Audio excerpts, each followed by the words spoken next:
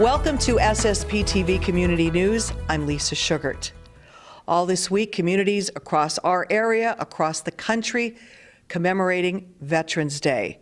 And today, it is truly an honor to have one of our area's finest, a true veteran, a gentleman from the borough of Freeland, who many know by name, Joe Barna, who was with the United States Marines. He's retired from the United States Marines. He's an author. He's written a book, God Makes Angels and Navy Corpsmen, a beautiful book. You've seen him on the Sam Lassant Show twice already with Sam, and I am very pleased to have him here to talk about the significance of Veterans Day. First of all, Mr. Barna, thank you so much for your service and what you've done for our country. We need more people like you. Well, I wish there was. I wish there was more people. I mean, people feel that only old men fight wars. Don't believe that. It's always the young boys who never get to be old men. They never go home to their mother. They never go home to their brothers. They don't go home to their wives. They never become grandfathers. They don't become great-grandfathers like I am, or great-great-grandfathers, I told them. But I was one of 8 children, 5 boys, 3 girls. I grew up in Freeland. All my brothers, we served 2 Army, 1 Navy, 1 Air Force, and 1 in the Marines. I'm left with my Navy brother yet, or 2 of us left yet out of 8. It's been a long life, and I grew up with love and respect. My mother, you couldn't put another ounce of love in her. My dad, we were bad, we paid.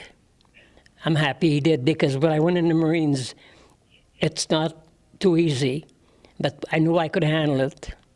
You tell the story that you would not be here had it not been for a Navy corpsman, and that's why the book is called what it's called.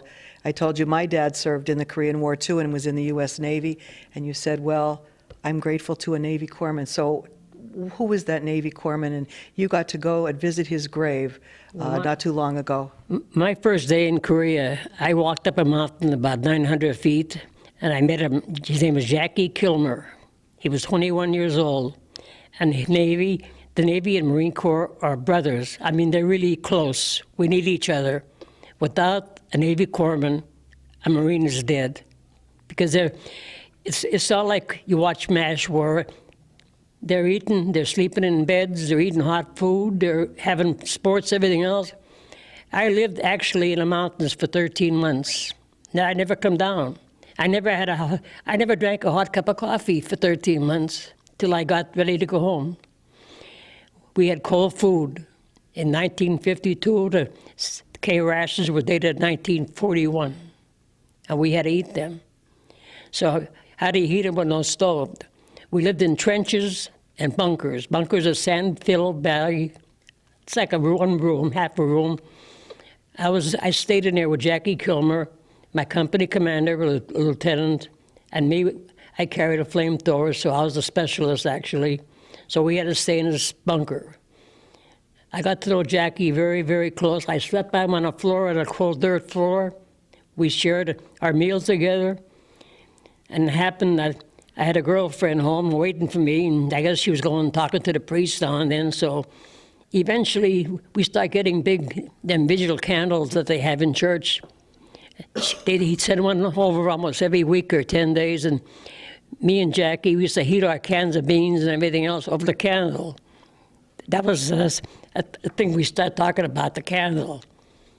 It gave us light in the bunker, but Jackie was a young man that he almost quit the Navy, but he changed his mind. He said, I'm not going to quit. I'm going to go and save men.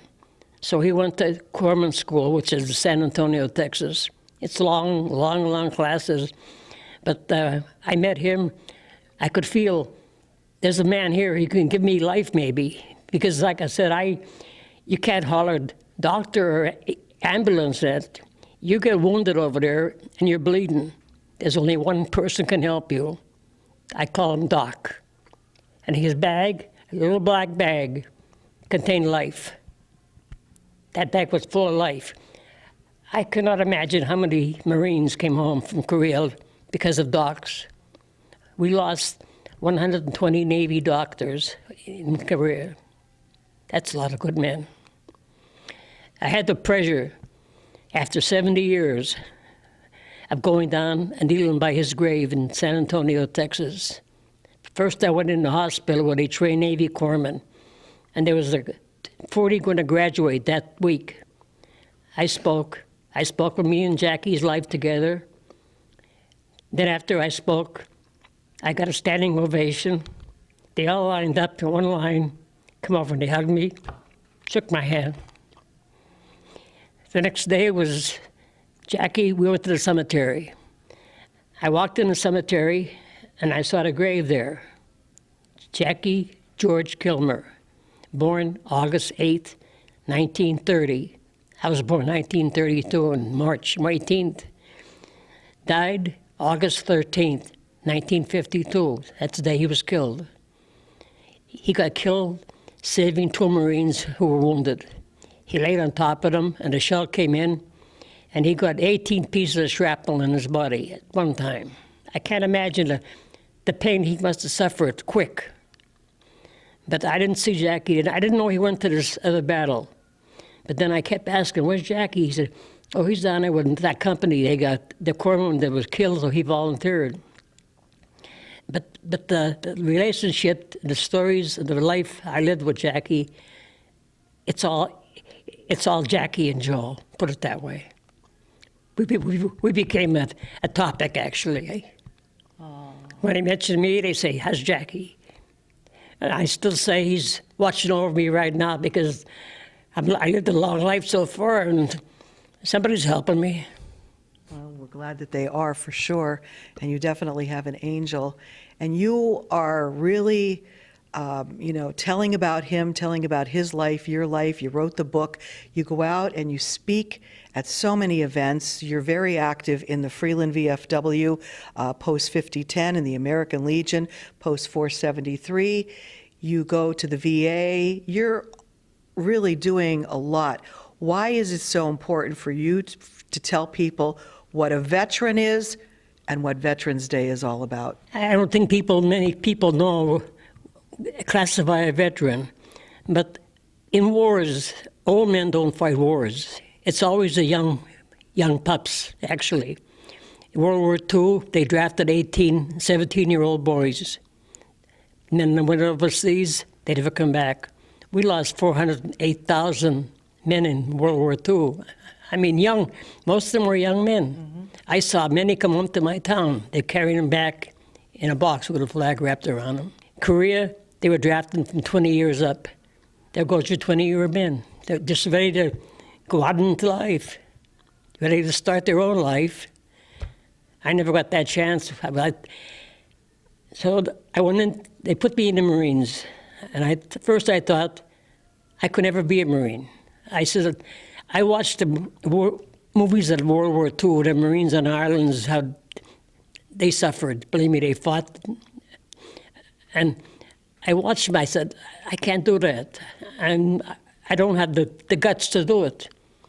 And so I trained in Paris Island for 12 weeks boot camp, then 4 months of training in California. Then they put me on a ship for 22 days, and we headed across the Pacific. It was a long trip. And every day I sat on that deck of that ship thinking, can I do it? Can I do what I'm supposed to do? Or am I going to make everybody ashamed of me? I got to Korea. We had to walk the last 100 feet off to the shore because the water was shallow and the boats couldn't get in there. So we walked to the top of the shore there. We lined up, and trucks took us to different units that we were assigned to.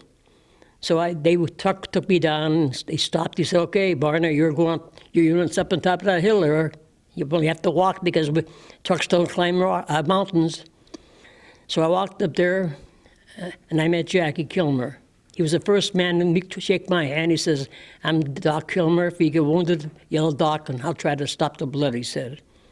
So we got to be close. We shared the same bunk. Like I said, we ate the same food, slept on the same ground. And then when I wasn't operating my flamethrower, I'd go out with Jackie looking for wounded and dead Marines.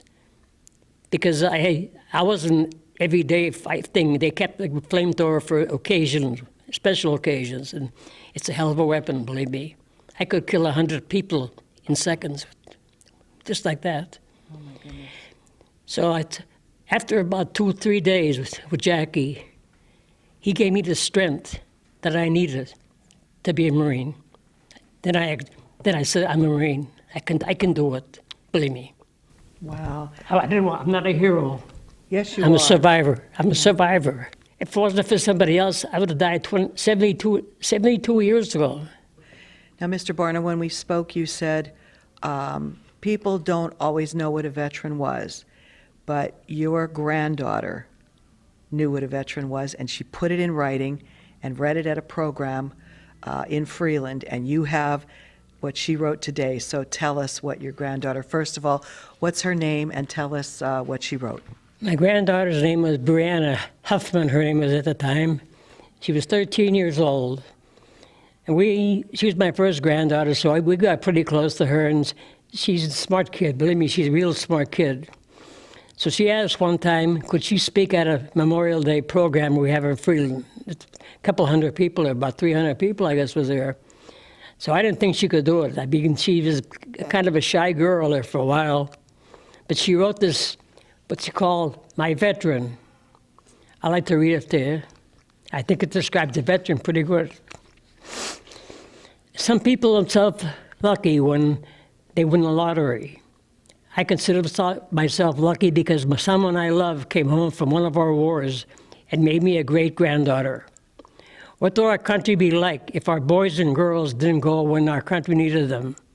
But they went, and many laid down their lives for all of us. Mine came home, and now we have 12 grandchildren and 2 more great-grandchildren, great-great-grandchildren. They didn't expect to die, and still die in the ground in some far-off country. They yet had so much to live for, but not only remain a memory to their families. The greatest gift anyone can receive is the gift of life. This gift was given to so many when their veteran came home alive. I received this gift. How can we repay them as they get older, weaker, and slower? They may look weak, but don't let that fool you. His strength is in his mind and in his heart. You have to pay them back with love, honor, and remembrance. I owe my veteran, my great-grandfather, so much. I owe him the air I breathe, the legs I can walk with and play sports. I owe him the arms I have to hold the hands of a child. I owe him the eyes I have to be able to see all the beautiful things in my life, and ears to hear those things. I owe him the mind I had to think with. I only hope I owe him part of his heart. How many of us will never enjoy these things? Thank you, Papa. That's beautiful. You're a wonderful human being. We're lucky to have you. Thank you for coming on with us. Thank you for your service. Continue to do what you do, and we will have to have you back and talk again more because you have so many wonderful stories to tell. Congratulations for all the good you've done and the promotion you've done for not only your friend who saved your life, but for all the veterans in our country. And God bless you. Thank you very much. I owe a lot of people a lot of things, and I'm still paying them back, and I'm not going to stop. I'm going to keep going until Jackie calls me. I'm going to sleep on the same dirt floor, eat the same can of beans, and we're going to have lots of stories to tell.